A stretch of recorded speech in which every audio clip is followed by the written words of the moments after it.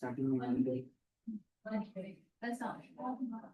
और सेकेंडली सलमान सारी चीज़ें आपने मैं इसके लिए यहाँ पर ना रिलेशनशिप होना हाँ कर रखना जस्ट है अपना जो भी है अपना इसमें वर्क किया है हमें बताएंगे उसके बाद ऊपर चले जाएंगे और एक्सपीरियंस का भी ऐसे ही होगा।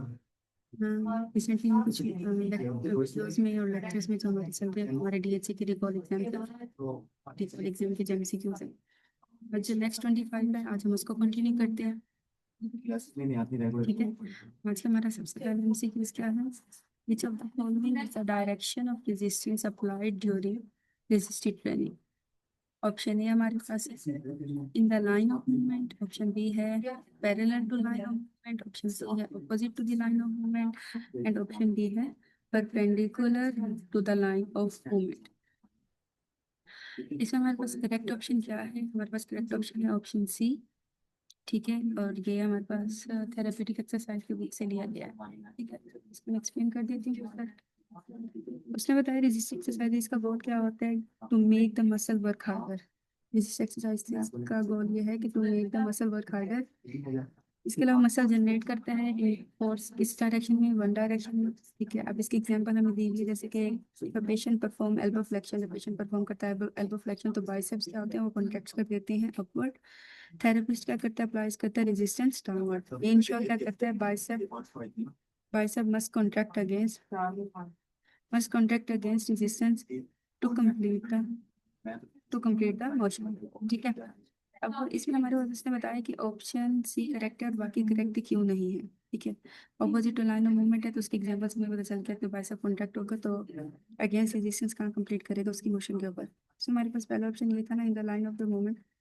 इसमें यह है कि ये एक्चुअली असिस्ट करता है मूवमेंट को पर रेजिस्ट नहीं करता। हमें रेजिस्टेंस फोर्स चाहिए तो ये ऑप्शन राइट नहीं हो सकता। ऑप्शन भी हमारे पास था, ये भी सेम एज डायरेक्शन होता है बट इसमें भी इफेक्टिव रेजिस्टेंस नहीं होती। ठीक है, ये पॉइंट ये भी अलग है। ऑप्शन डी हमारे पास क्या है? Perpendicular to line of movement. इसमें क्या होता है? ये एक्ट करता है डिस्ट्रैक्शन शियर फोर्स के ऊपर पर इसमें भी ट्रू रेजिस्टेंस नहीं होती बट उसमें हम रेजिस्टेंस का वर्ड इस्तेमाल कर जो कि हमारे पास ऑप्शन सी में करेक्ट ऑप्शन है। ठीक है, हमारे पास अगला एमसीक्यूज है which of the following muscle is an abductor of the shoulder joint and responsible for the first 30 of the shoulder abduction। ठीक है, इसमें teres minor, teres major, subscapularis and supraspinatus। इसमें हमारे पास करेक्ट ऑप्शन ऑप्शन डी है, ये हमारे पास anatomy के बुक से लिया गया। ठीक है, ये शोल्डर जॉइंट होता है, उस पर कौन सा जॉइंट होता है? जनरल नॉलेज के सबको आई थिंक सब पता होगा। ह्यूमरल जॉइंट होता है, इसके क्या होते हैं? इसमें सेवरल एब्डक्टर्स होते हैं। पर सुप्रास्पाइनेटस क्या होता है? ये इनिशिएट्स करता है फर्स्ट 30 डिग्री ऑफ एब्डक्शन को। लिखा ना कि वो कौन सा मसल है रिस्पॉन्सिबल है first 30 degree of the abduction के?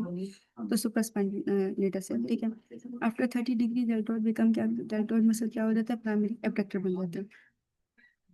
दिस इज इम्पोर्टेंट बिकॉज ये क्यों है? क्योंकि deltoid can not efficiently lift the arm. अच्छा ठीक है, आर्म को लिफ्ट नहीं करता from 0 degree without the supraspinatus.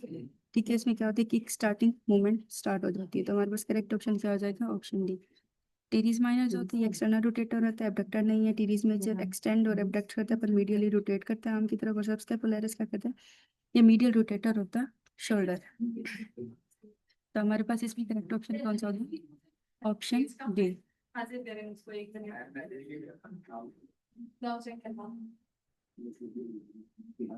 अच्छा, अब स्टूडेंट के लिए है कि सुप्रास्पाइनेटस बस 30 डिग्री एब्डक्शन करवाता है। डेल्टॉइड जो होता है ना वो आफ्टर 30 डिग्री कंटिन्यूस करवाता है एब्डक्शन को। ठीक है, इसके अलावा हमारे पास अगला एमसीक्यूज क्या है? Motor unit is the smallest function unit of the motor system and it consist of the which of the following? Option A है motor neuron, its axon and all the muscle fiber innervated. Option B sensory neuron and its axon and all muscle nerves innervated. Option C neurons in the white matter of the spinal cord. Their axons and the muscle fibers innervated by these neurons. Neurons in the posterior horn of the spinal cord and their axon, all the muscle fiber innervated by these neurons। ठीक है, इसमें हमारे पास correct option है option है ये हमारे पास physiology की बुक से लिया गया है। ठीक है, इसमें हमारे पास क्या होता है? मोटर यूनिट क्या होता है? मोटर यूनिट हमारे पास एक बेसिक फंक्शनल यूनिट होता है किसका? मूवमेंट का। ये इंक्लूड क्या करता है? वन मोटर न्यूरॉन, एक्सोन और all the muscle fibre innervated by that axon. ठीक है, ये तीन चीजें कर रहा होता है।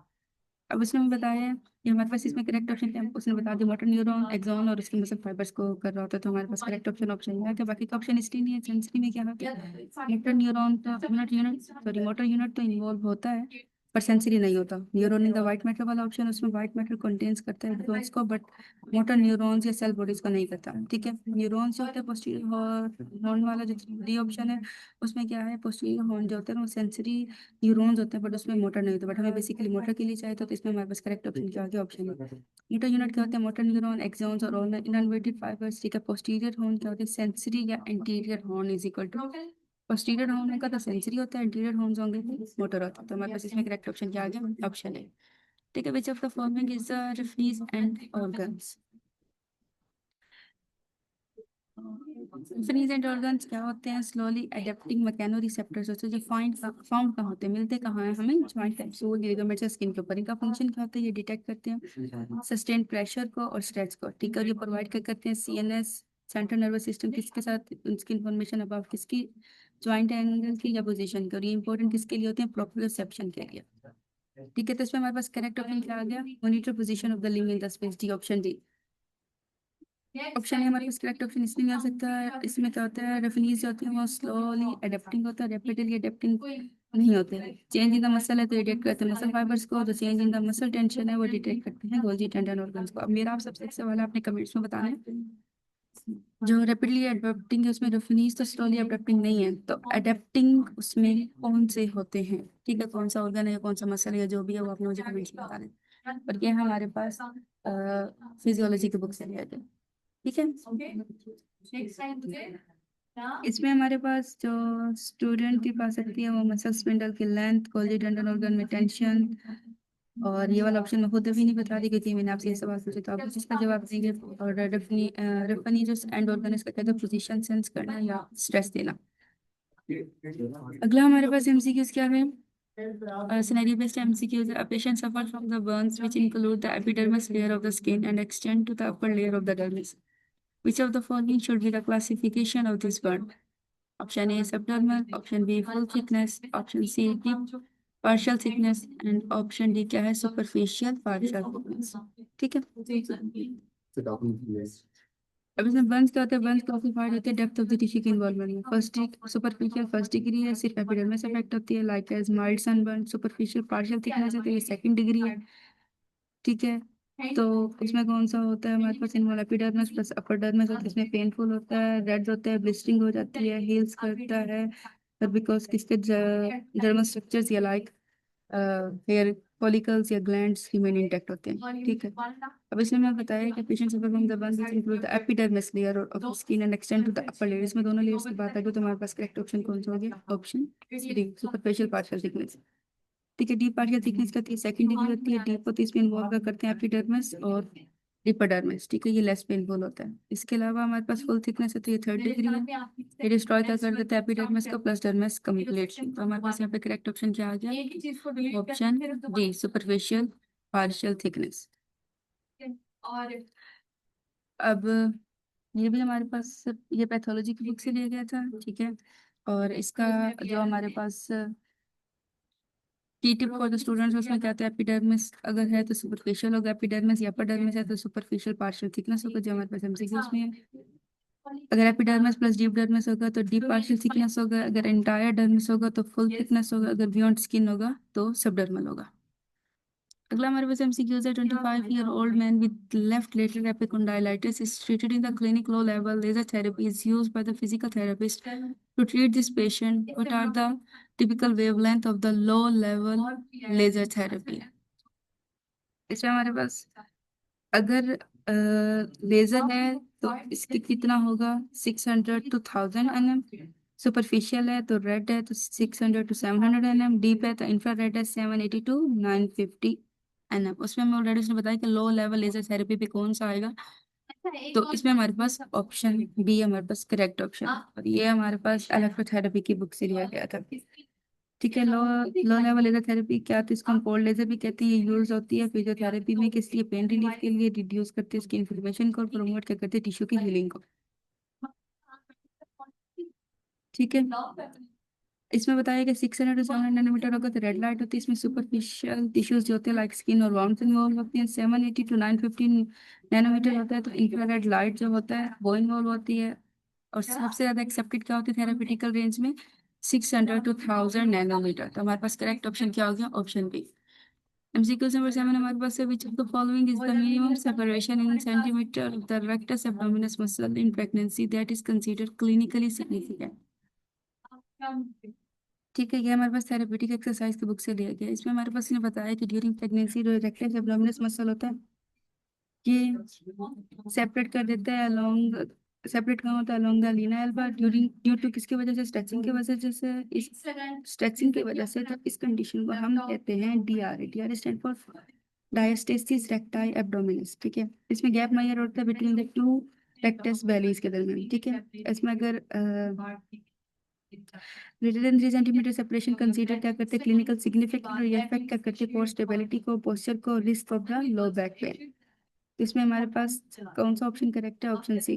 ठीक है, अब उसमें बाकी के ऑप्शन क्यों करेक्ट नहीं है? क्योंकि 1 सेंटीमीटर है तो ये नॉर्मल वेरिएशन है, सिग्निफिकेंट नहीं है। 2 सेंटीमीटर तो माइल्ड सेपरेशन है विद नॉर्मल रेंज। और ऑप्शन डी डी में 4 सेंटीमीटर है, तो इसका मतलब क्या है? डेफिनेटली सिग्निफिकेंट है। ठीक है,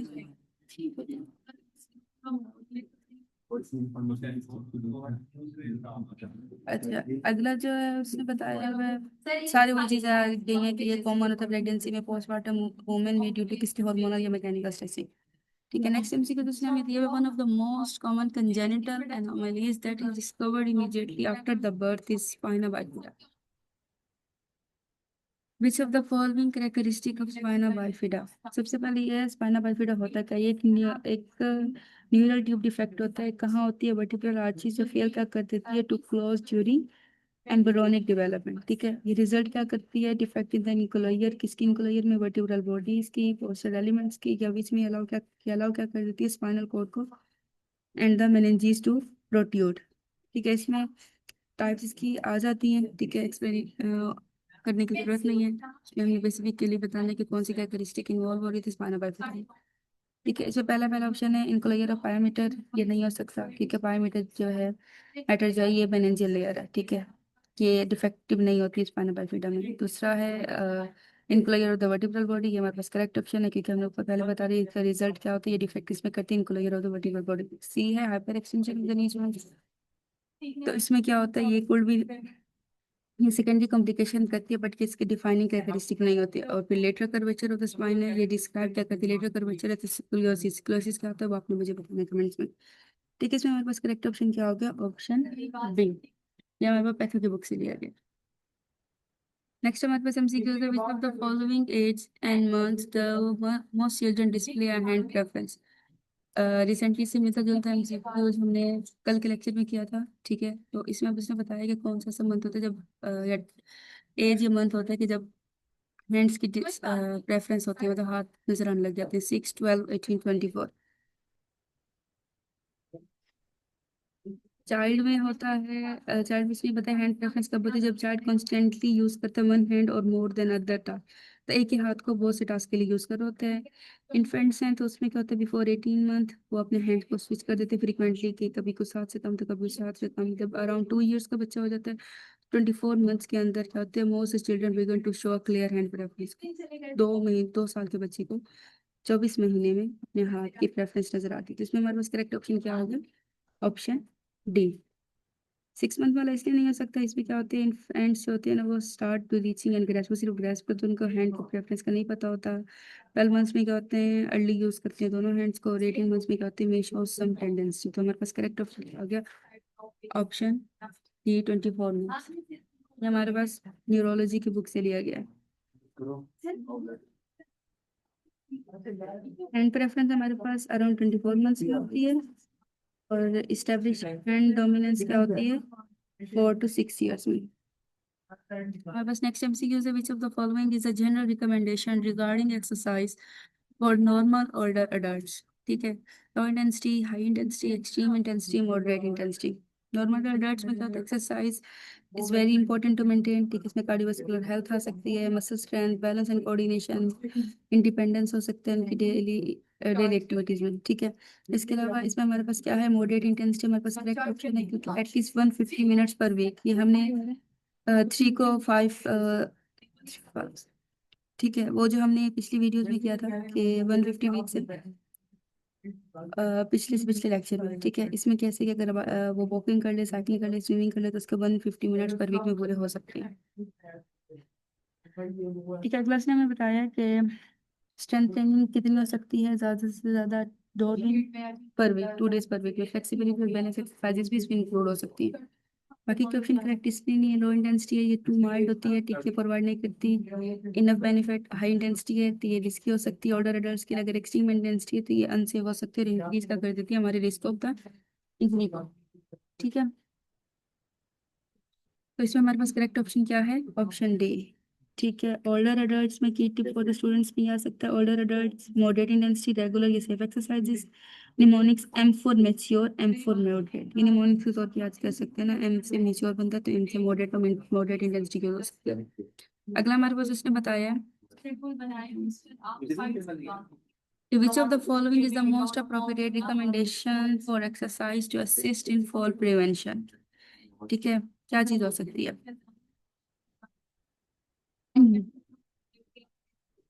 सबसे पहले हमारे पास इसने बताया है कि falls in older adults are usually किस किस वजह से हो सकते हैं, वीक लोअर लिम्ब मसल्स की वजह से, पुअर बैलेंस या कोऑर्डिनेशन की वजह से, या फिर रिड्यूस रिएक्शन टाइम की वजह से, या हाई रेजिस्टेंस ट्रेनिंग की वजह से, ठीक है। हाई रेजिस्टेंस ट्रेनिंग अगर हम उनको देंगे तो उनके साथ क्या होगा, उनकी मसल पावर इंप्रूव हो जाएगी, उनके जो पोस्टर मसल होंगे उनकी स्ट्रेंथनिंग हो जाएगी, ठीक है। और रिड्यूस क्या कर देगा, रिस्क ऑफ फॉल्स, ठीक है, गिरने की उसकी जो सलाहियत, मतलब जो गिर सकते हैं पेशेंट, तो अप्रोक्सीमेटली इन एक्सरसाइजेज के बाद ये वाली चीज जो है ना उनमें कम हो जाएगी। स्ट्रेचिंग हम इसलिए नहीं दे सकते क्योंकि ये इंप्रूव करती है फ्लेक्सिबिलिटी को, पर ये प्रिवेंट नहीं करती falls by itself. Aerobic exercise ये किसके लिए होती है, कार्डियोवास्कुलर फिटनेस के लिए होती है, बट हमने बेसिकली फॉल प्रिवेंशन के ऊपर करनी है तो हम ये भी नहीं कर सकते। इलेक्ट्रिकल मोडालिटीज यूज किसके होती है, पेन और मसल स्टिमुलेशन के लिए। उसमें हमारे पास करेक्ट ऑप्शन क्या है, हाई रेजिस्टेंस ट्रेनिंग। ये भी इससे मतलब जो एमसीक्यूज भी हम अपनी पिछली स्लाइड्स में कर चुके हैं। अगला हमारे पास है 29-year-old woman refer to physical therapy for post-operative rehabilitation. The physical therapist decide to use a therapeutic exercise as part of the intervention.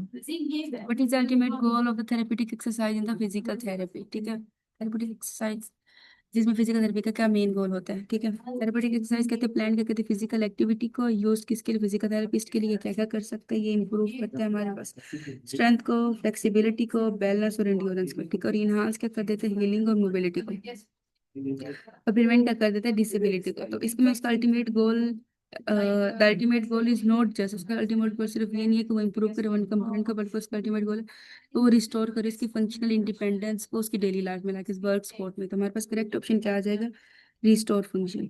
Improve balance इसलिए करेक्ट ऑप्शन नहीं बन सकता क्योंकि ये इंपॉर्टेंट होता है बट इसका एक कंपोनेंट होता है। Increase strength range of motion necessary होता है पर इसका कोई फाइनल गोल नहीं होता है। अगर हम उसकी कार्डियोवास्कुलर फिटनेस को, कार्डियोपल्मोनरी फिटनेस को इंप्रूव कर रहे हैं तो यूजफुल होता है, बट अगेन ये इस पार्ट का प्रोसेस नहीं है। तो इसमें हमारे पास करेक्ट ऑप्शन क्या आ गया, ऑप्शन ए, ठीक है। ये भी थेरेपेटिक एक्सरसाइज से लिया गया है। इस तरह के सिनेरियो बेस्ड क्वेश्चंस भी काफी आते हैं डीएचए के रिकॉल एग्जाम। अगला हमारे पास एक एमसीक्यूज आया हुआ है, 30 years old man present following a fall, his spots were radiating pain on the later side of his thigh for 3 days, which of the following is the most likely diagnosis, ठीक है। सबसे पहले उसने बताया ट्रोंडेंट्रिक bursitis क्या होता है, bursitis से कहते हैं, साइटिस से इन्फ्लेमेशन ऑफ द बर्सा, इसमें इन्फ्लेमेशन ऑफ द बर्सा हो जाती है। ट्रोंडेंटेरिक का मतलब है greater trochanter of the female के ऊपर, ठीक है। इसके सिम्टम्स क्या क्या आ सकते हैं, पेन होता है lateral side of the hip पर, ठीक है, चलने में या स्टेयर चढ़ने में उसको मसला होता है जो उसके अफेक्टेड साइड होते हैं वहां से, और ये रेडिएट भी कर जाता है कभी कभी कहाँ, लेटरल थाई की तरफ, ठीक है। तो इसमें हमारे पास करेक्ट ऑप्शन क्या हो गया, option C, lateral side of thigh का बोला 3 days के लिए, तो उसके इसी डेफिनेशन के एक्सप्लेनेशन में ऑप्शन सी के हमें पता चल गया, तो इसका ऑप्शन सी करेक्ट ऑप्शन है। ऑप्शन ए इसलिए नहीं हो सकता क्योंकि ये पेन कहाँ होता है, बटक के ऊपर होता है। पिरिफॉर्म सिंड्रोम इसलिए नहीं हो सकता, ये कॉज क्या करते हैं, छियाटिक लाइक पेन रेडिएटिंग जहाँ कहाँ जा रहा होता है, down to the posterior thigh, ठीक है। क्वाड्रिसेप्स कंटूजन इसलिए नहीं हो सकती, इसमें पेन क्या होता है, लोकलाइज होता है कहाँ, एंटीरियर थाई मसल और आफ्टर ट्रॉमा, ठीक है। तो इसमें हमारे पास करेक्ट ऑप्शन क्या आ गया, ऑप्शन सी। हमारे पास नेक्स्ट एमसीक्यूज है, which of the following duration in weeks are required for high intensity exercises to regain wasted muscle mass, ठीक है। अपने ग्रुप में भेज देनी है तो वो जो मैंने नहीं जब इंजरी होती है, आफ्टर इंजरी इमोबिलाइजेशन और इलनेस, मसल क्या होती है, वास्टिंग वास्टिंग मसल वास्टिंग होता है, एट्रोफी हो जाता है, ठीक है। इसमें हाई इंटेंसिटी रेजिस्टेंस ट्रेनिंग हो जाती है, न्यूरल एडेप्टेशन हो जाती है, कब स्टार्ट होती है ये with in 1 to 2 weeks, muscle की हाइपरट्रोफी हो जाती है, ठीक है। और ये लॉन्ग कर पीरियड्स के लिए होता है, कब 8 to 12 वीक, ठीक है। अब उसने हमें बताया कि कौन से स्टूडेंट जहाँ हाई इंटेंसिटी एक्सरसाइज रिगेन करते हैं, तो इसमें हमारे पास इसने बता दिया, जब मसल एट्रोफी होती है तो ये विजिबल कब होती है, 2 to 4 weeks after consistent training, ठीक है। तो हमारे पास इसमें करेक्ट ऑप्शन क्या हो गया, ऑप्शन ए। 5 to 7 इसलिए नहीं हो सकता कि किसमें हाइपरट्रोफी का ट्यूमर एडवांस हो जाती है। 8 to 10 नहीं हो सकता क्योंकि ये टू लॉन्ग है, और इसमें हाइपरट्रोफी ऑलरेडी वेल एस्टेब्लिश होती है। 11 to 12 इसलिए नहीं हो सकती क्योंकि इसमें फुल एडेप्टेशन, ठीक है। ठीक है, तो जिसने अप्लाई किया हुआ था अपने रिजल्ट वो आ रहा अगर लेटर थाई पेन है तो ट्रोंकेंटेरिस, ये उसका एक निमोनिक सा, ये मतलब आपको याद करवाने के लिए कुछ टाइम से कुछ एमसीक्यू सर्टिन। अगर लेटर थाई में पेन होगा तो ट्रोंकेंटेरिक पेडोसाइटिस होगा, अगर पुसले थाई का पेन होगा तो पीरिफोरस सिंड्रोम होगा, था। अगर बटक पेन होगा तो ischial bursitis होगा, एंटीरियर थाई पेन है तो क्वाड्रिसेप्स की क्या हो जाएगी, एंजियो, आपने विजिट किया था फिर आपने देखा ठीक है। इसमें न्यूरल एडेप्टेशन 1 to 2 वीक होती है, मसल की हाइपरट्रोफी कहाँ होती है, 2 to 4 वीक्स, और मैक्सिमम स्ट्रेंथ इंप्रूवमेंट कब होती है, 8 to 12 वीक्स। अगला हमारे पास एमसीक्यू हो जाए, फिजियोथेरेप्यूटिक एक्सरसाइज से लोग MCQ 15, a right hemiplegic patient who had left CBA 3 months ago presented for evaluation. The right upper limb power was 3/5 and lower limb was -3/5. Which of the following is the most appropriate resisted exercise? पहले patient की profile की, उसका right hemiplegia, ठीक है, इसकी weakness है right side की वजह, किसकी वजह से, सीवीए की वजह से। इसकी मसल पावर क्या, अपर लिम्ब की +3 है, ये मूव अगेंस्ट कर सकती है ग्रेविटी के, पर ये फुल रेजिस्टेंस नहीं होता। और जब लोअर लिम्ब की है वो -3/5 है, तो ये लेस देन किसके होती है, एंटी ग्रेविटी स्ट्रेंथ के ऊपर, ठीक है। तो पेशेंट क्या है, सीन सब पेशेंट स्ट्रेंथ क्या है, वीक अराउंड ग्रेड 3, तो आइसोमेट्रिक एक्सरसाइज इसमें क्या है, सबसे सेफेस्ट स्टार्टिंग पॉइंट, तो हम उसको क्या देंगे, आइसोमेट्रिक ट्रेनिंग देंगे, ठीक है। ये इन्वॉल्व करती है मसल के कॉन्ट्रेक्शन को विदाउट जॉइंट मूवमेंट, प्रिवेंट करती है फटीग और जॉइंट के स्ट्रेन को, हेल्प करती है, हेल्प मेंटेन और स्लाइटली इंप्रूव क्या कर देती है, मसल स्ट्रेंथ को, कब, early stage of the rehab. Isokinetic नहीं हो सकता इसमें करेक्ट ऑप्शन, ऑप्शन सी भी नहीं हो सकता, ऑप्शन डी भी नहीं हो सकता, क्योंकि ओपन काइनेमेटिक है तो ये नीड कर, इसमें कहते हैं मोर कंट्रोल और स्ट्रेंथ की जरूरत होती है, ठीक है। आइसोकाइनेटिक है तो ये रिक्वायर क्या करते हैं, स्पेशलाइज्ड इक्विपमेंट और हायर स्ट्रेंथ को। तो हमारे पास इसमें करेक्ट ऑप्शन क्या है, आइसोमेट्रिक, ठीक है। अगर एमएमटी जो है वो ग्रेटर देन 3/5 है तो स्टार्ट विद आइसोमेट्रिक, अगर एमएमटी 3+5 है तो प्रोग्रेस क्या कर देते हैं, रेसिस्टेड को, और लेटर आइसो लेटरल है तो आइसोकाइनेटिक ट्रेनिंग किसके लिए होती है, एडवांस रिहैब के लिए, ठीक है। इसमें हमारे पास नेक्स्ट एमसीक्यूज है, which of the following statement is the most appropriate for the cardiac output. Cardiac output क्या होता है, the amount of blood pump, जो भी अमाउंट ऑफ ब्लड पंप होता है ईच वेंट्रिकल, एक ही मिनट में हर वेंट्रिकल से, उसको हम कार्डियक आउटपुट कहते हैं। इसका फॉर्मूला क्या होता है, cardiac output is equal two stroke volume multiply by heart rate.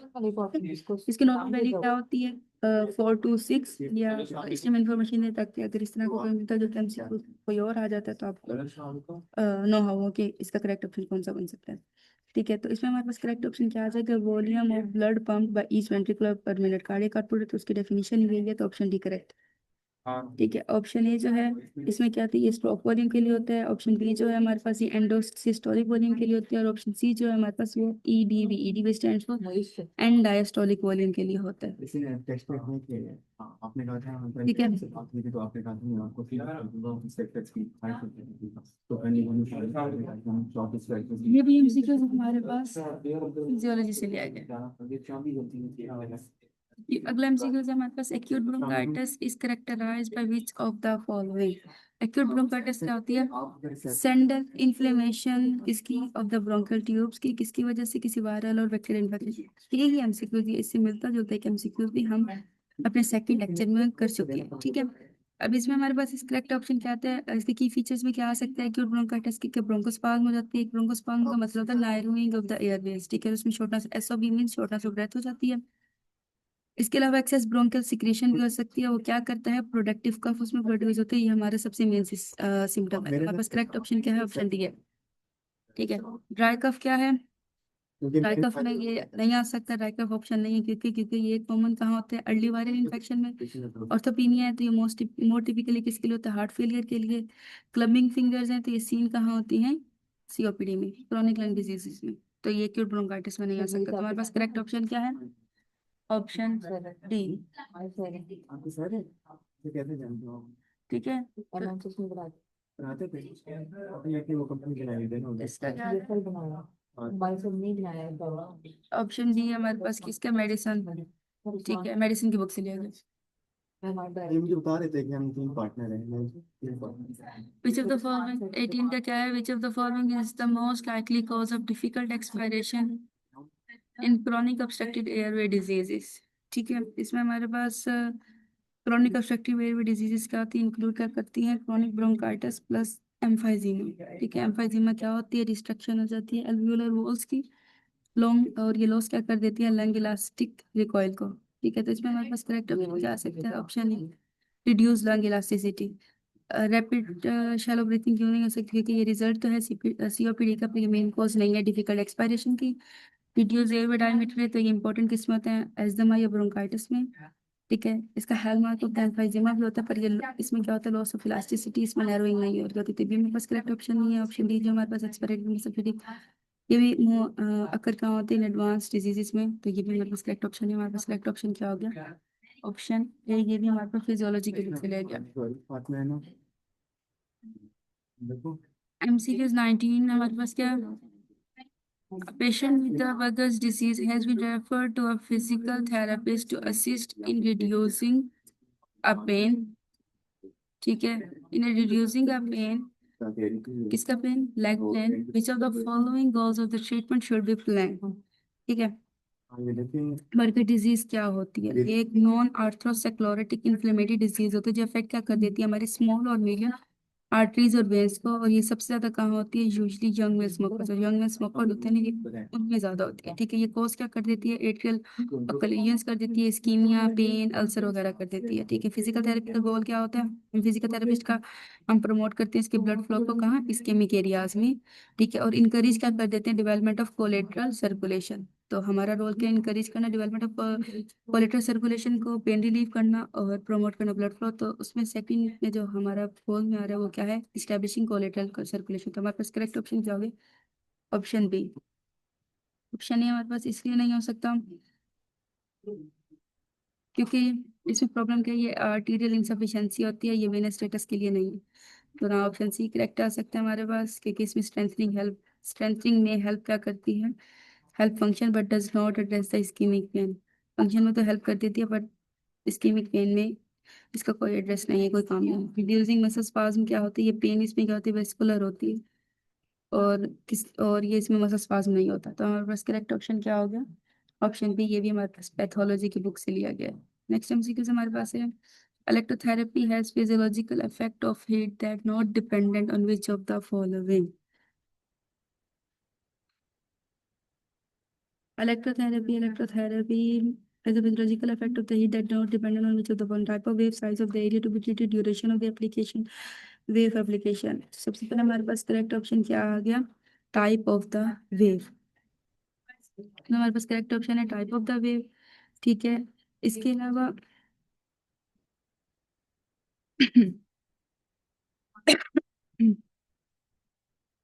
Electrotherapy में जब करंट पास करता है टिश्यूज के थ्रू, तो हीट जनरेटेड होती है बाय जोल इफेक्ट। ठीक है, इसमें इस the amount of the heat produce होती है वो डिपेंड किसके ऊपर होती है, size of the treatment area, duration of the application, और मेथड और वे ऑफ द एप्लीकेशन। तो इसमें हमारे पास क्या आ जाएगा करेक्ट ऑप्शन, और साथ साथ कहते हैं वेव फॉर्म टाइप। तो इसमें इन चार ऑप्शन में देखा जाए तो हमारे पास करेक्ट ऑप्शन क्या आता है, option A, type of the wave. ठीक है, बाकी साइज ऑफ द एरिया, इसमें बिगर एरिया तो अफेक्ट करेगा हीट डिस्ट्रीब्यूशन को, ये नहीं कर सकता। ड्यूरेशन है तो लॉन्गर टाइम इंक्रीज हो जाएगा। वे ऑफ एप्लीकेशन है तो इलेक्ट्रोड प्लेसमेंट हो जाएगी, और मोड इफेक्ट क्या हो जाएगा, हीट का। तो हमारे पास करेक्ट ऑप्शन क्या आ गया, ऑप्शन ए। अगला हमसे हमारे पास एमसीक्यूज है, in electrical stimulation intensity of muscle contraction मतलब शॉर्टनिंग डिपेंड अपॉन किसके ऊपर हो सकती है। इसमें कहते हैं strength of the muscle contraction during electrical stimulation depends किसके ऊपर कर सकती है, intensity of the current, frequency of the current, low frequency, moderate frequency, frequency of current में फर्दर आ जाएगी उसकी low frequency, moderate frequency, high frequency पर। ठीक है, ये दो पैरामीटर का कंट्रोल का करते हैं how strong and smooth the contraction will be. तो किस चीज के ऊपर डिपेंड करता है, intensity and frequency of the current. तो हमारे पास ऑप्शन डी करेक्ट है। Shape of the current of device, ये हमारे पास इसमें करेक्ट ऑप्शन नहीं है। ड्यूरेशन ऑफ द ट्रीटमेंट, ये अफेक्ट करता है फटीग को, पर इसमें भी कोई कॉन्ट्रैक्शन नहीं होती। तो साइज ऑफ द इलेक्ट्रोड भी अफेक्ट करता है करंट की डेंसिटी को, नोट द कंफर्ट। ठीक है, अगला हमारे पास है for strengthening the muscle we do electrical stimulation for, कितने पल्स के लिए करते हैं? 0, 5 पल्स, 16 पल्स या 10 pulse. NMES neuromuscular electrical stimulation किसके लिए? तो मसल की स्ट्रेंथनिंग के लिए। एक स्मूथ और टेटेंटिक कंट्रैक्शन रिक्वायर्ड होती है। इसका कितने हर्ट्ज के ऊपर होता है? 50 to 80 हर्ट्ज, ठीक है, पल्स पर सेकेंड। अच्छा, इसके साथ है, इसके नीचे कितना आ सकता है? 5 to 10 पल्सेस, ठीक है, अराउंड 16 पल्सेस या अबव समेशन होगी तो स्ट्रेंथनिंग इफेक्ट होगी। तो हमारे पास करेक्ट ऑप्शन क्या होगा? 16, क्योंकि हमें स्ट्रेंथनिंग देखनी है तो ऑप्शन सी हमारे पास करेक्ट ऑप्शन है। ये भी हमारे पास इलेक्ट्रोथेरेपी की बुक से लिया गया। 0 पल्स पे कोई स्टिमुलेशन नहीं होती, 5 पल्स पे ये प्रोड्यूस और सेपरेट कर देते ट्विचेस को, ये यूजफुल नहीं था स्ट्रेंथ के लिए। 10 पल्स पे होती है वीक और जल्दी कॉन्ट्रैक्शन होती है, इस पे भी इनफ स्ट्रेंथ की जरूरत नहीं होती। हमारे पास अगला एमसीक्यूज है, muscle strength depend on all except size of muscle, lever arm, muscle number of muscle spindle या type of X. Muscle strength depend किसके ऊपर करते हैं? साइज ऑफ मसल के ऊपर, लिवर आर्म के ऊपर, टाइप ऑफ एक्सरसाइज के ऊपर, number of the muscle spindles के ऊपर, ठीक है।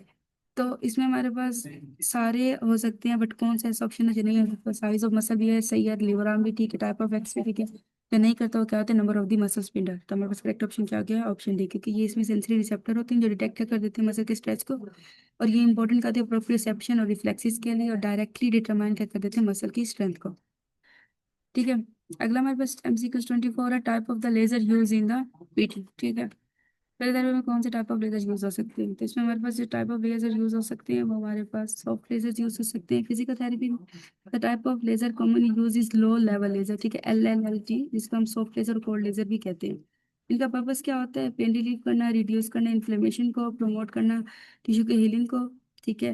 और हाई पावर लेजर होते हैं, ये हमारे पास सर्जरी में यूज होते हैं, पीटी ट्रीटमेंट, पेशेंट के ट्रीटमेंट के लिए नहीं यूज हो सकते हैं। माइल्ड पावर लेजर हो सकते होते हैं, तो ये किस लिए यूज होते हैं? थेरेप्यूटिक एप्लीकेशंस के लिए, ठीक है। तो इसमें हमारे पास करेक्ट ऑप्शन क्या आ गया? Option B, soft.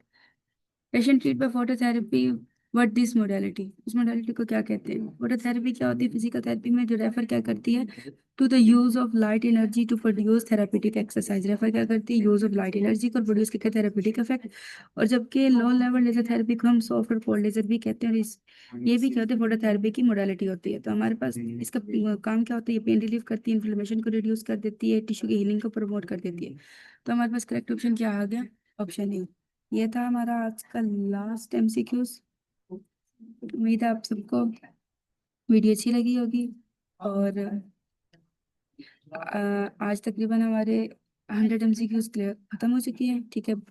फर्दर जो होगा वो आपको मेरे साथ जुड़े रहिएगा, तो इससे मजीद जितनी भी DSE की रिकॉल एग्जाम है वो मैं साथ के साथ अपलोड करती रहूँगी। और अल्हम्दुलिल्लाह आज की 25 MCQs मुकम्मल कर ली हैं।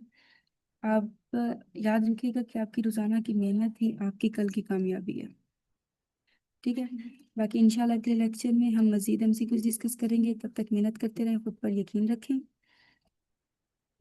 सो अपना ख्याल रखें, stay blessed, stay motivated, take care. मिलते हैं अगली वीडियो में, तब तक के लिए अल्लाह हाफिज।